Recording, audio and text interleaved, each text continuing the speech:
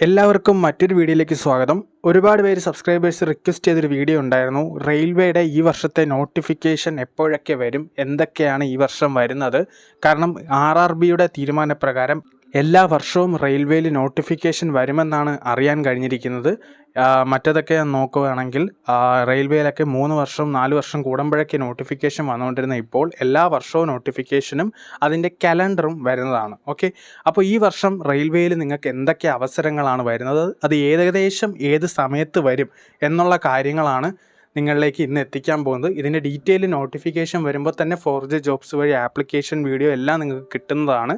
Okay, അപ്പോൾ just ബ്രീഫായിട്ട് അത് എന്ന് വരും, അതിൻ്റെ ക്വാളിഫിക്കേഷൻ എന്തൊക്കെയാണ്, അപ്പോൾ അതിന് പ്രിപ്പയർ ചെയ്യുന്നവർ ഓൾറെഡി അതിനു വേണ്ടിയൊക്കെ പഠിച്ച് തുടങ്ങിക്കോണം. അതുകൊണ്ട് ഇപ്പോഴേ അതിൻ്റെ കാര്യങ്ങൾ അറിയിക്കുകയാണ്. ഫസ്റ്റ് ലോക്കോ പൈലറ്റാണ്. ഇതിൻ്റെ വീഡിയോ ഓൾറെഡി ചെയ്തതാണ്.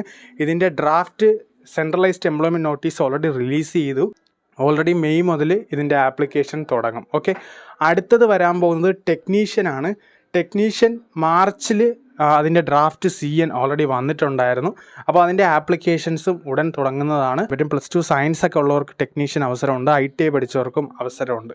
ഓക്കെ, അതുപോലെ തന്നെ ജൂനിയർ എഞ്ചിനീയർ റെയിൽവേയിലെ JE എക്സാം ജൂലൈ 26-ന് അതിൻ്റെ നോട്ടിഫിക്കേഷൻ റിലീസ് ആവുകയാണ്, സെൻട്രലൈസ്ഡ് എംപ്ലോയ്മെൻറ്റ് നോട്ടീസ്. അപ്പോൾ അത് പോളിടെക്നിക്ക് BTech ഒക്കെ പഠിച്ചവർക്ക് റെയിൽവേയിൽ ജൂനിയർ എഞ്ചിനീയർ ആവാം. ഓക്കെ, അതൊരു ജൂലൈ സെപ്റ്റംബറിലായിരിക്കും 2026 വരാൻ പോകുന്നത്. അത് കഴിഞ്ഞാൽ റെയിൽവേയുടെ പാരാമെഡിക്കൽ കോഴ്സ് പഠിച്ചവർക്കൊക്കെ റെയിൽവേയിൽ കയറാൻ പറ്റുന്ന അതിൻ്റെ എക്സാമും ജൂലൈ സെപ്റ്റംബർ തന്നെയാണ്. പിന്നെ എല്ലാവരും കാത്തിരിക്കുന്ന ഒരു എക്സാമാണ് റെയിൽവേയിലെ NTPC, നമ്മുടെ TTR, സ്റ്റേഷൻ മാസ്റ്റർ അങ്ങനെ തുടങ്ങിയ ക്ലർക്ക്, ട്രെയിൻ മാനേജർ അങ്ങനെയുള്ള പോസ്റ്റുകൾ വരുന്ന NTPC. അപ്പോൾ NTPC 2 എണ്ണം ഉണ്ട്, 2 കാറ്റഗറി ഉണ്ട്. ഗ്രാജുവേറ്റ് ലെവലും ഉണ്ട്, അണ്ടർ ഗ്രാജുവേറ്റും. ഗ്രാജുവേറ്റ് ലെവലാകുമ്പം ഏതെങ്കിലും ഡിഗ്രി ഉള്ളവർക്ക് അപ്ലൈ ചെയ്യാനും പറ്റും. അതുപോലെ അണ്ടർ ഗ്രാജുവേറ്റ് എന്ന് പറയുമ്പോൾ +2 ഒക്കെ ഉള്ളവർക്കും അപ്ലൈ ചെയ്യാൻ പറ്റും. നമ്മുടെ TTR പോസ്റ്റൊക്കെ അതിനകത്താണ് വരുന്നത്. ഓക്കെ, NTPC പോസ്റ്റുകൾ അത് ഓഗസ്റ്റിൽ അതിൻ്റെ നോട്ടിഫിക്കേഷനും കാര്യങ്ങളും വരും.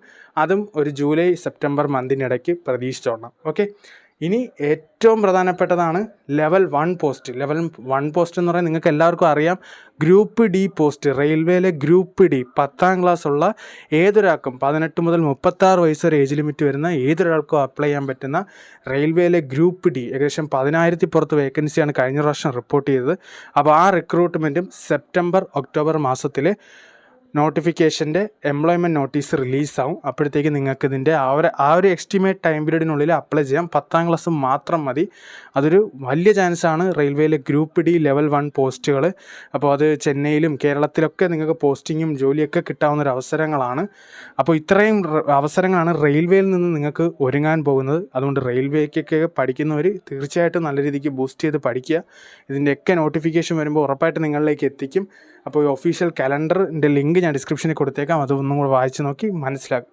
എല്ലാവരിലേക്ക് എത്തിക്കുക. Thanks for watching the video. Have A nice day.